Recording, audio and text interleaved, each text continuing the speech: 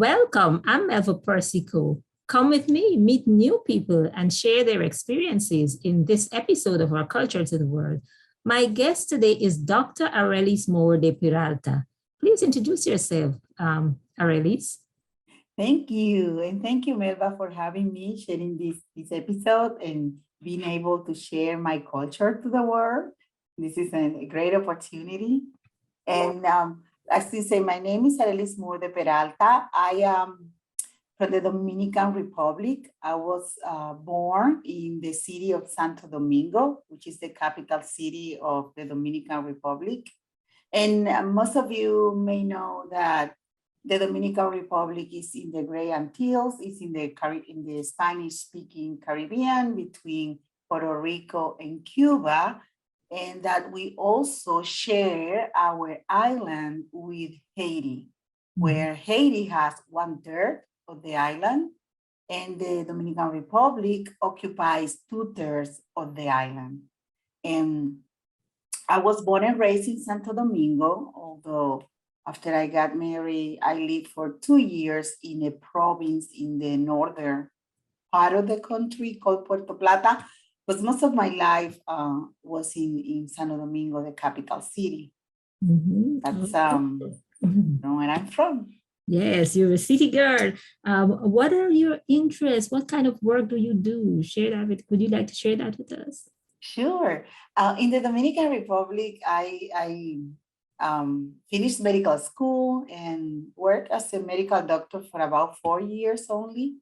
I was directing a small rural clinic in the city of Santo Domingo, but in the rural area of the capital city of Santo Domingo. And then I specialized in public health with a concentration in epidemiology. And I joined the Ministry of Public Health at the national level, leading the National Epidemiologic Surveillance System of diseases, and then continuing the expanded program of immunization for 7 years. And at the time I was in the vaccination program, I was also teaching in the medical school of a private university, where I also completed a master in superior education. And while working at the university and working as a consultant after I left the Ministry of Public Health and became an independent consultant, working with international cooperation agencies to support the ministry, but as a consultant. That's when I applied to join the PhD program at Clemson University, because there was a department at Clemson which has a kind of partnership with the university I was teaching at in Santo Domingo.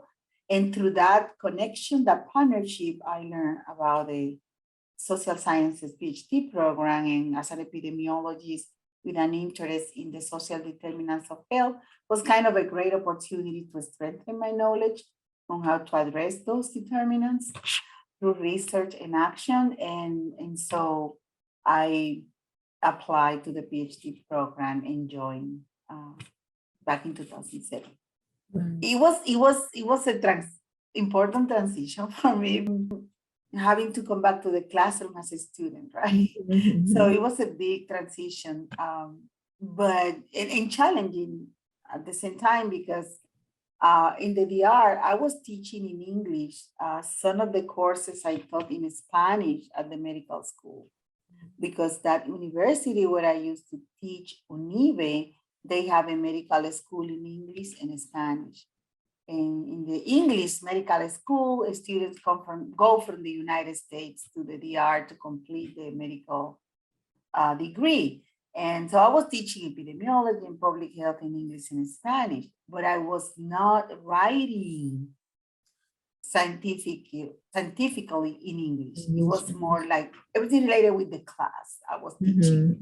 And so it was a big transition, not just culturally, but even intellectually was challenging, because now I have to convey my ideas and my critical thinking through this second language, which although I spoke the language, It's a second language, right? Exactly. Yeah. So, but I'm gonna go back to the DI because there is something we were talking about at the beginning, Melba, and I forgot to refer to. It was about my name. Remember we talked about that. So let's talk about the name because you're Moore de Peralta. So how do we get the de Peralta? You could tell us about that first, and then afterwards, Moore seems so kind of like an English last name. Like unusual, right, for a Spanish-speaking Caribbean country. So explain that to us, please.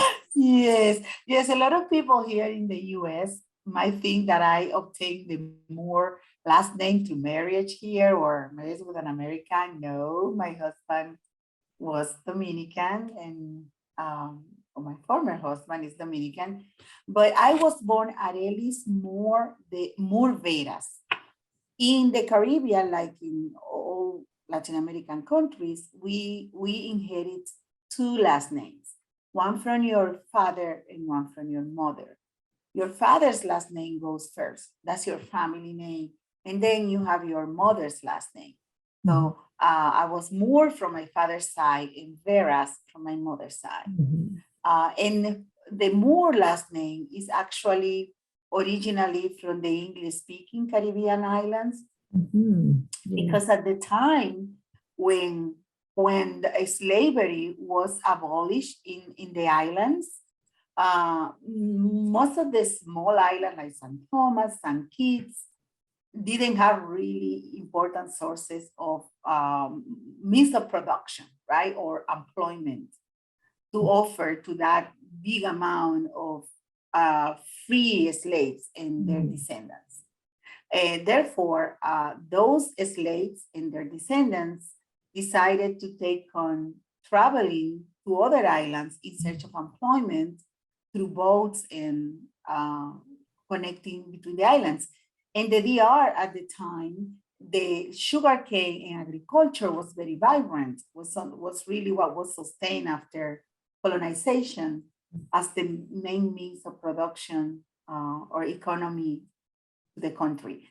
So a lot of those slaves and slave descendants, free slaves, not a slave, at this point they were free, right. Or former slaves might be the right term, came to the DR, but they brought with them not their African last names because some of them maybe didn't know it or they had the last names of the owners of the owners, yes, or the former owners, right. And so in the Dominican Republic we have Moore, Smith, Johnson, and a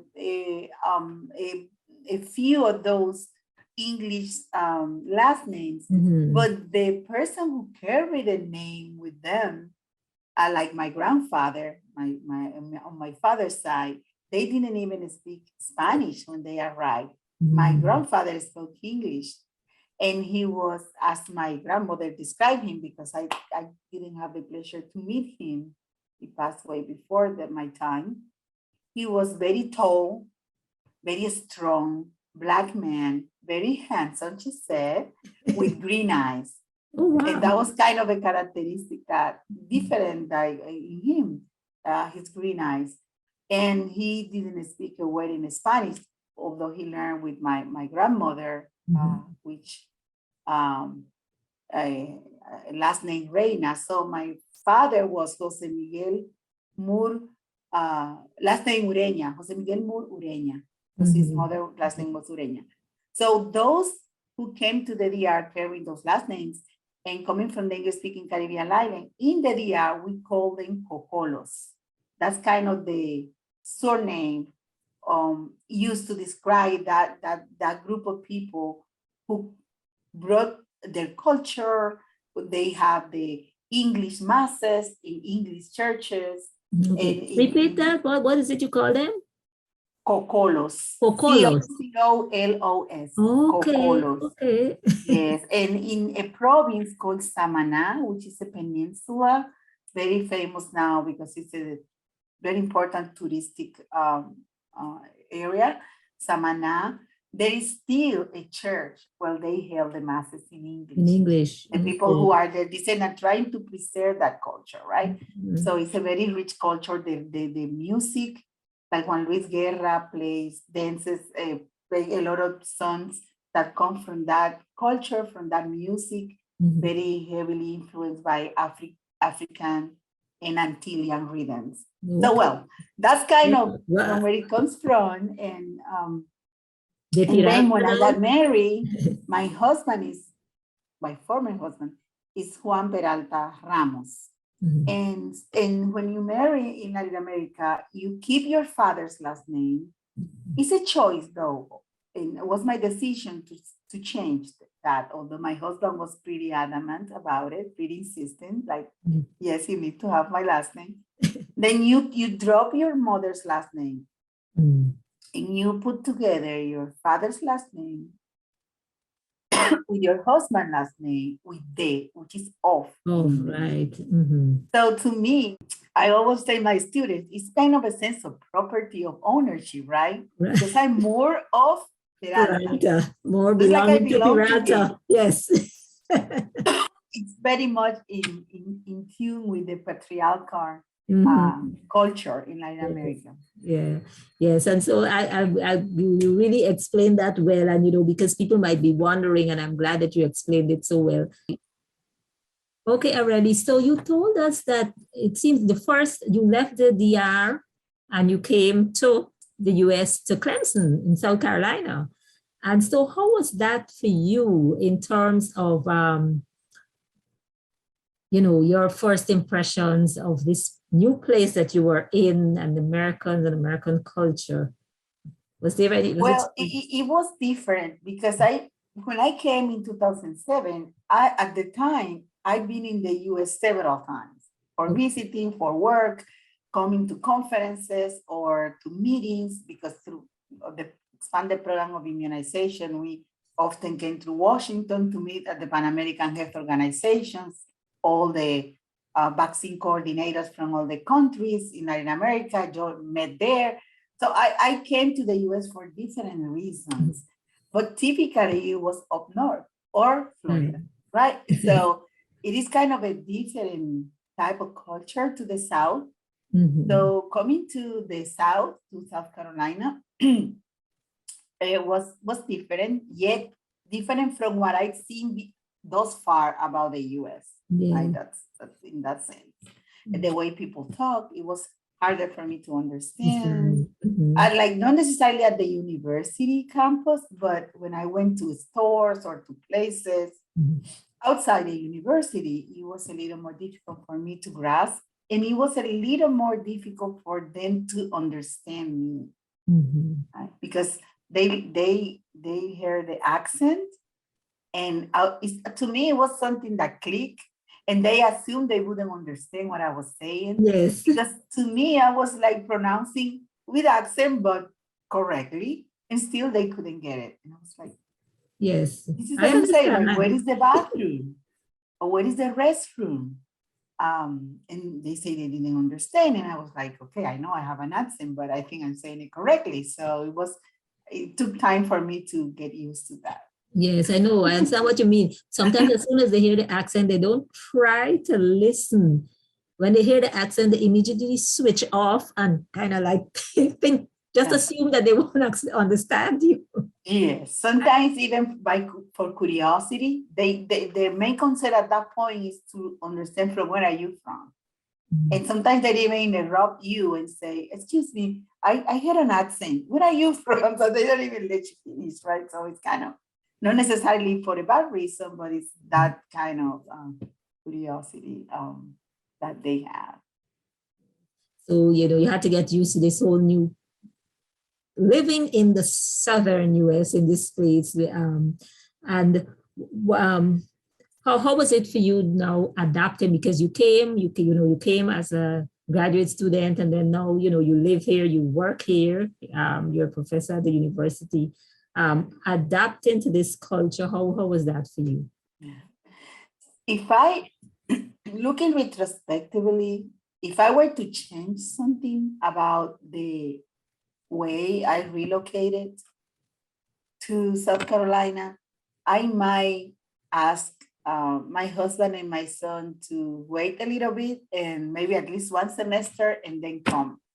But my decision was I will go if my family comes with me. I was pretty set on that. I wouldn't move. I wouldn't leave my country if my family couldn't be with me. We were just the three of us, and they were my whole world. So no. But at the same time, it was it makes it more challenging because now I need to worry about getting used to the classes, to the demands, to the readings, to the papers, and the assistantship work. And in addition to that, about the house, about the husband who's trying to find employment, about the son who's trying to adapt to the school, who doesn't have any friends. So it was really tough for me at the beginning. I cried, I won't lie to you, the first maybe 2 semesters. I did my bit of crying, but it taught me that you have to endure and you have to, try to cope because everything happens for a reason and everything changes. Like it improved with the time. I got more in control and learned to deal with all the different demands. But at the beginning, it was really hard. Difficult, yes, I can imagine. And, when you came here, you said you had visited before for professional reasons mostly. And, but were there any kind of stereotypes that Americans tend to have about people from the Dominican Republic that now through their interaction with you, you were able to dispel? Yeah. Well, some of the stereotypes were positive and were reinforced, like the organization of the systems, like to do everything like health, school system, and even to get paperwork. That was a validation of the perception that we had back in, the country, like it's very organized. So that was American a society. yes, Yeah. the safety. You feel relatively safer when you walk in the street because there is more policing and things like that, better driving. So some of those stereotypes were positive and were reinforced. At the same time, I had some cultural shocks because like we portray mostly when we are back in our countries, the United States as a very progressive, it's a developed country, progressive society, inclusive, right? Understanding. But then coming to the South and finding out that here churches are separated between whites and blacks, it was an absolute shock for me. That's something I couldn't grasp because coming from a highly mixed country as the Dominican Republic, where 80% of the population is either mulatto or mestizo, and we're so mixed that the boundaries are more socioeconomic and not really racial, right? Coming here in confronting those racial boundaries so clearly, divided, it was shocking to me. I couldn't understand how, and even I went to a few churches trying to find out. I'm not a very religious person, but trying to get to know the culture. I visited a few churches, and it was surprising to me how little or almost nothing the clergy, like even the priest or the father, talked about inclusion and acceptance and diversity. It's like a not touched topic subject. And to me, it was like, how could that be? If this is a big issue, it was there. It was, you can see it, like, and how you are sitting in a church where everybody's either black or in a church where everybody's, light skin. And that was one of the things that, and personally for me was a challenge that this is a non-touching society. And coming from the Caribbean, we hug and kiss everybody that we see, like friends and relatives, like all the time. And it took a big amount of time for me to get used not to do it, because of course you have to acculturate and you have to respect the boundaries that the society imposes. It's a norm, like you say hi, hello, and that's it. You smile, you keep walking. And I would stop, and sometimes I would, kind of hold my arms and talking to myself. remember, no touching society. So it took, but now I'm used to, although some colleagues at the university approach me and hug me because they know I like it. And Mhm. I'm so happy when they do that. Yeah, it was hard for us coming from because we were in Miami 7 years and we lived in, a very Latin American space there, mostly Cubans. And then when you come here, yes, it's like maybe a kind of a half a hug, but not, yes, but yeah. Yeah, and the rhetorical hello. Like people say hello, but they don't want you to ask them. Like they say, hello, how are you? But they really don't want you to ask them how they are. And Mhm. even if you do, they wouldn't answer. That was something that I also need to get used to.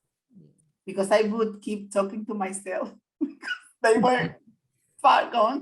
I Yeah. was like, Right. So yeah, the how are you is kind of like more like a hello. It's not, they don't really exactly. necessarily want to know how you are. So yeah. Yes, yes, I learned that. Yes. So these are the things we learn, right? When we move to a new space. But what about, okay, so you were these culture shocks, American stereotypes and so on. But did they know anything about your country or your culture that, or maybe think they know that maybe you had to, your maybe help them to learn about, or your interactions with them, help them to see, well, okay, in the DR, maybe it's not how you think, but this is how it is. Yes. Well, not many Americans in the South know a lot about the DR because the Dominican Republic has such a vibrant tourism industry now. Many people know like the resorts, the beach Mhm. resorts they go to, and they hear at least a little more about the name. Or Right, maybe they just say Punta Cana and not really, like Dominican right. Republic, but much more people knows about it now than maybe 15 years ago when I came here. Mhm. But when I did come, and a significant amount of people, I'm from the Dominican Republic, and they wouldn't have an idea where it was. Mhm. And then I would explain, oh, we're between Puerto Rico and Cuba and blah, blah, blah, we share the island with Haiti, blah, blah. And I kind of clarify that to the persons. But I think that the misconceptions about who we are as people, it's more in the Latinos than Mhm. Americans, because um, I don't know, like one of the things that most Dominicans immigrate to New York, right? So New York has a big Dominican diaspora, and it's mostly an expense of family petition. And so you have like almost entire, like 2, 3 generations of Generations, right. families living Mhm. there.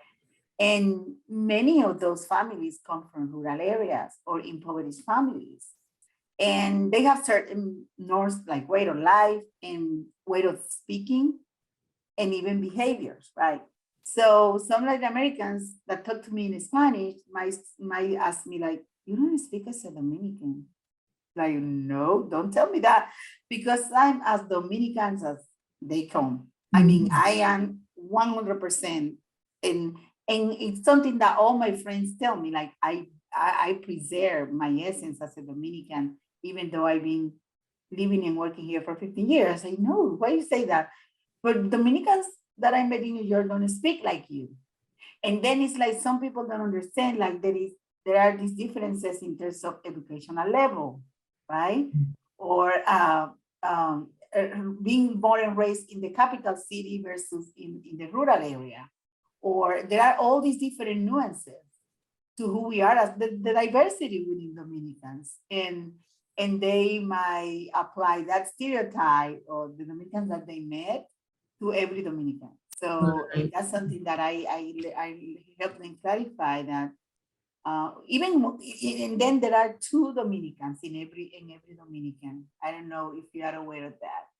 There is the Dominican who might have the way of speaking based on the employment or educational level or their say professional setting. And then the Dominican who speak with their friends and close relatives. We speak 2 different types of Spanish. Exactly. Yeah, when I speak with my friends and my family, we cut the words. Mhm. Voy para allá. ¿Cuándo tú vienes para acá? instead of cuando tú vienes para acá. Right. Right. So we have different ways to behave and to talk, to speak when we are close to somebody. And that's something that you have to explain. so if you are not Dominican, it's hard to. Wonderful. So, Arelis, you've been here living 15 years, you mentioned. What opportunities have you had to share your Dominican culture with people that you've interacted with while here? Of many instances, and I love that. I love every single opportunity to share my culture. Like one way I do it every year is in the Hispanic Heritage Festival. It is a festival organized by the Hispanic American Women's Association that I'm a member of that association. And every October during the Hispanic Heritage Month, we held this festival, and it's a fundraising because the purpose of this association is to raise funds to grant scholarships to deserving Latinx students. And we do it through different venues and events. This is one of the signature events, and it's a big festival in the McAllister Square at the University Center. And the members like me, we volunteer to represent our countries. So that day I dressed up with a typical dress, Dominican dress, and I have a lot of items that I have brought through the years from the Dominican Republic. And so I make a display of all these different arts and crafts and items that represent the culture, the music, tambor, like instruments, things like that. And also there is a parade of countries where they talked about the country and we danced a little bit, one of our rhythms. And then people come to the table and ask you questions about your country, about your culture. So it's a beautiful event. And I do that every year in a volunteer basis. But also, whenever I have the opportunity, I love to cook. And I love to cook Dominican food. I can cook any food. I'm sorry. It's not that I'm not humble. I have to say it. That's all right. I have to say, but I do particularly enjoy cooking my food, my Dominican food. Like on New Year's Eve, I did our signature stew, which is sancocho, which is a stew with 5 types of meats and a lot of roots like yame, yuca, and plantains and green bananas, and it's very heavy and nutritious. So you do it for a special, it's a lot of work for a special occasion. So I did it on New Year's Eve. So I try to invite friends whenever I can to cook my food to share with them. And I do that. I also attend a salsa and bachata club, we can say, on many Thursdays as I could. I can always go. And in those settings, because the 3 rhythms that are mostly played are salsa, which is Cuban / Puerto Rican, because Puerto Ricans have the more modern version of that. And merengue and bachata, which are Dominican rhythms, both of them. So they always like to dance with me those because they say, I want to dance Dominican style. So I teach them about the music, how both rhythms were rhythms that were ostracized. Yeah. So those both rhythms, bachata first, merengue first, were only played and listened to mostly in rural, remote areas in the country. And it was more typical with very few instruments. And it was Trujillo, the dictator. And that was the dictator for 32 years until 1961 when he was killed. He was the one who decided to play merengue in the city and the big, hotels, and adding in demand to add more instruments to it. So the big band started playing merengue, and then merengue got into becoming the national rhythm. And the same thing happened with bachata. It was played mostly in the rural areas, like poor neighborhoods. And if you play bachata, you were kind of looked at like, like, oh, oyendo bachata, like back in the time, maybe 30 years, 40 years ago, but then big musicians like Juan Luis Guerra and others start playing bachata and bringing bachata to the big venues. And now bachata is one of the most dance rhythms around the world. It's really globalized now. So, and because I have to say this, I have to brag about it. We are one of the few Latin American countries with two national rhythms, and both rhythms are categorized by UNESCO as, what's now UNESCO? Intangible heritage, intangible cultural heritage? Yes, both rhythms. Yeah. So, and every time I get to dance those rhythms with American peoples or people from other Latin American countries, it's an opportunity to share about my culture. I enjoy that. Of course, of course. And so those are ways we segueing into aspects of identity, because yes, it's obvious that you're not, you're holding on to your Dominican identity. So is there anything else that you do to help to not lose your Dominican identity in this U.S. space? Yes. Well, first, in my house, we only and always speak Spanish in my household, because I want my son to preserve his language. He came when he was 7 years old, and with the high demand of a school, of him having to, learn to speak English with no accent, it was very likely he might lose it. So the decision, like, we always speak Spanish to him and speak Spanish around the house. And also, like, my house, if you come to my house, there are like the flag and a lot of, artisanal things about the country all over the house. And my son has a corner in his room with all the stuff he collects from the DR. So it is like, we have to remember who we are. Right. That's what makes us psychologically strong, having that sense of identity in of who we are as human beings. So I do that. I also keep close ties with my relatives and friends in the DR through, now with WhatsApp, it's easier to share. Like, if I go to an important venue, share pictures and keep and exchanging and talking with them. And I visit the DR as much as I could, so even for work, to the study abroad or conducting research, just visiting. Those are things that help me to stay grounded and to remember who we are and how much I love my country. So, and I do really appreciate being Dominican, and although I'm doing my best to acculturate to this new culture that had embraced me and give me the opportunity for professional development, which I value, I always be Dominican, although I adapt and behave with the customs of the host culture. But whenever I can, here Arelis the Dominican, this is who I am. Yes, and Arelis, and you mentioned at one point that you interact with other Hispanics, other people from different parts of the Hispanic world here in the U.S. And some people think that Hispanic cultures are, well, it's homogeneous, but we know that they're diverse. So how have you been able to learn about the diversity, or what have you been able to learn from the diversity of Hispanic cultures in the U.S.? Definitely heterogeneous, as you said. And that's something I had the opportunity to start building on that knowledge before coming to the U.S.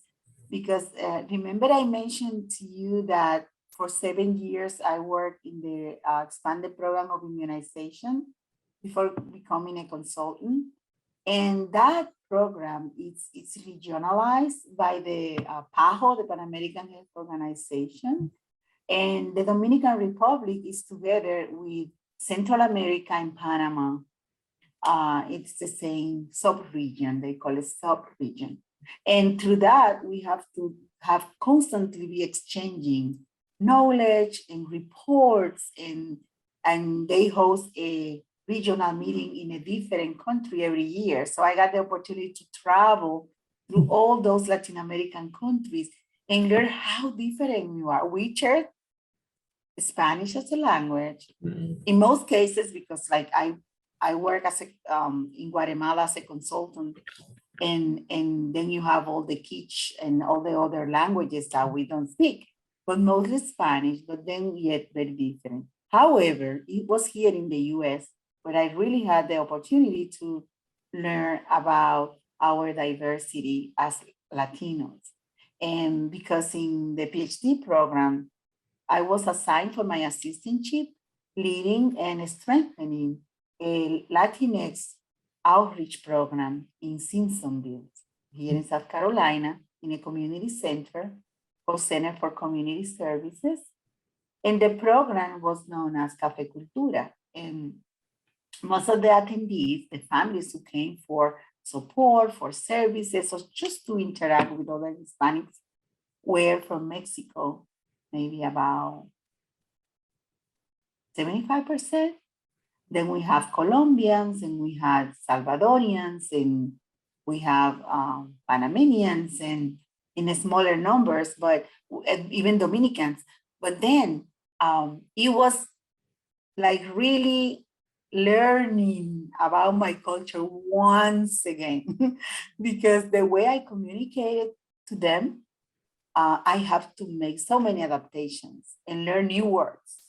And we laughed about it since that no tension on it, but it was such a great experience. Like, just to give you an example, one of the activities that I used to host to strengthen the support networks, because what happens here in South Carolina, particularly in Greenville, that Latinx families are very dispersed throughout the geography. There are not so many big enclaves. So it's harder for them to connect, primarily because transportation is an issue, among other reasons. So the center became like a hub where they could connect with these other families. So I hosted different like festivals and Christmas celebration, Halloween celebration, and a cultural Friday, the last Friday of each month, just to create these opportunities for engagement and also to tap into something that we value as Latinx families, is to have the opportunity to just enjoy, listen to music, and get to know each other. So sometimes some of them have their birthdays, right? Celebrating their birthday. And I used to say, okay, don't worry, I'll bring the bizcocho, like the cake. Yo traigo el bizcocho. But it happens that in Mexico, bizcocho means a totally different thing. It's not a cake, it's a handsome man. So the first time they were laughing, and I couldn't understand what they were laughing. I said, why are you laughing at me? Because I'm bringing, just like the tribal bizcocho, I'm bringing the cake. And they were like, dude, wow, so you are bringing for everybody a bizcocho? You know, one bizcocho. And then they told me what bizcocho was in Mexico, and we laughed. I mean, I had to learn so many new words and even way of communicating, and to express their ideas and the learning with them, because there is the country of origin culture, but also the socioeconomic culture, and even the regionalism. And you can keep adding on and on and on. And it's a whole new world. You have to relearn. But now I think I'm pretty savvy now, like not expert, but it was like since 2008 to 2014, working at community center. So it was a great opportunity to learn about our diversity. Mm-hmm. Yes, that's good. Yes, and I know that you still have connections with most of those people there. Yeah. So, what about how has living in the U.S. continued to impact your life and your current experiences as an educator? Let me see. I pretty much tried to use this similar approaches to teaching that I use in the DR here, mostly because I was also teaching Americans there in the School of Medicine. That helped to learn a little bit the ways, and the strategies and the mechanisms. But there were differences. To my surprise, I remember I could demand much more from my Dominican students than from the U.S. students. And to me, that was surprising because when you live there, you have the impression that education here is more demanding. But no, that's not the case. And you have to kind of nurture more and facilitate things more and make things easier and and accommodate and then of course that was a relearning to me.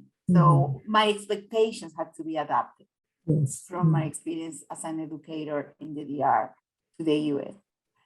However, when it comes to resources, was very pleasant because of course way more resources available to support your work and the students' work.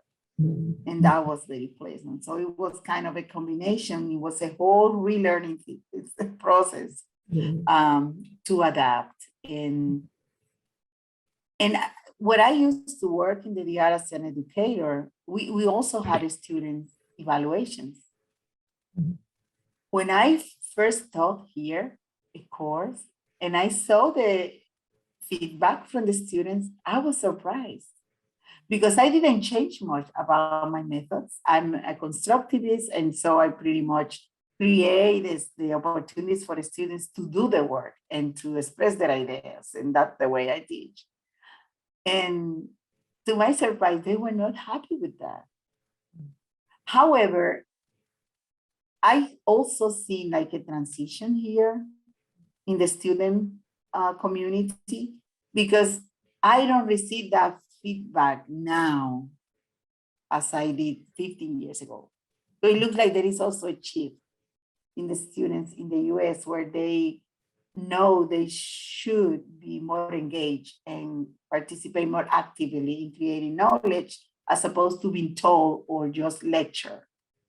Right. So, but at the beginning, it came to as a shock to me. I mean, gradually I came back to my roots. So, but at the beginning, it was like trial and error, right? Yes, you always have to kind of keep adapting and paying attention to the feedback.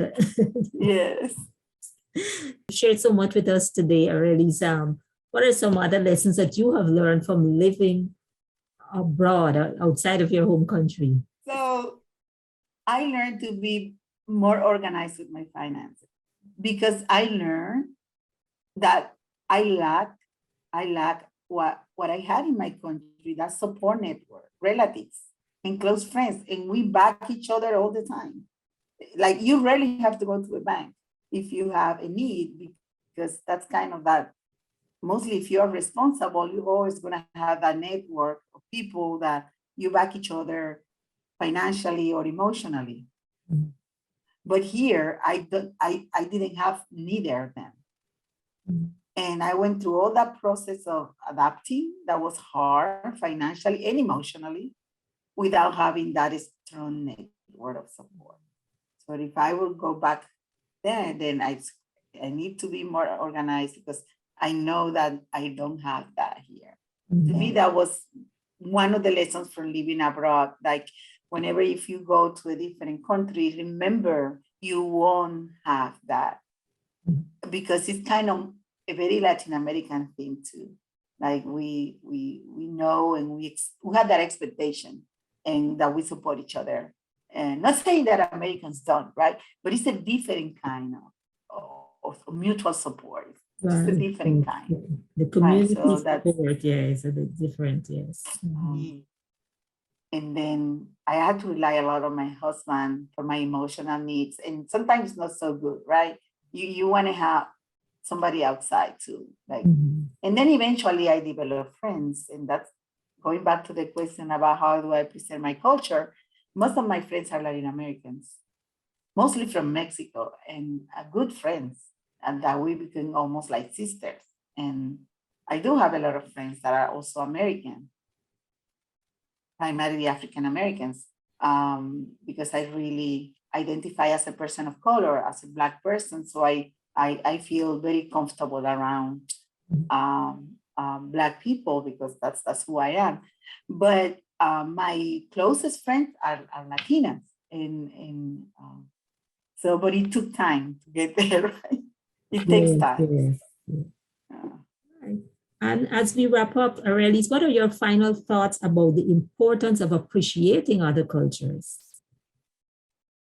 Well, through my life, I've learned that it's very important to learn about other culture. That is, it's an opportunity that you should not miss. Like whenever you have time, the opportunity to travel, to even in your own environment, to interact with people from other cultures, other groups, do so because it is an opportunity for growth.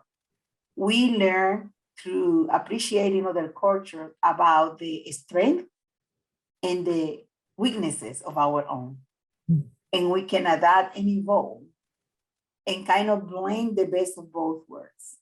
And it takes time, but when you get to, okay, I want to keep this from my culture, but even though this is something I'm used to do, I have to be respectful of the host community, of the host society. And even though in my country this is allowed and it's normal and it's perfect, it is not here. And that's fine. So just keep whatever you feel will not be an aggression or a disrespect to the whole society. Because I remember this say of Benito Juarez that the respect to somebody else's rights is the peace. In Spanish, it's more beautiful. El respeto al derecho ajeno es la paz, right? So your rights, my rights, ends where your rights begin. So it's about blending and combining strength, not weaknesses, and also to be accepting of those differences and to value differences. It's a very rewarding experience, and you to me you also grow like more humble, like humility comes from that. And say, okay, maybe I don't have the perfect vision of the world I thought I had. I may consider other views or or paradigms because no, it's not exactly how I see it. And really, intellectual humility and cultural humility comes from that interaction. If you really work on it, because you have to work on it. You need to, you say that in English? You need to confront your views and perspective. Right. That kind of goes naturally. Exactly. And as I like how you express that beautifully. And yes, and that is what, when we learn to appreciate other cultures, it helps us to do that, to, as you said, confront, our views and really be open to other perspectives.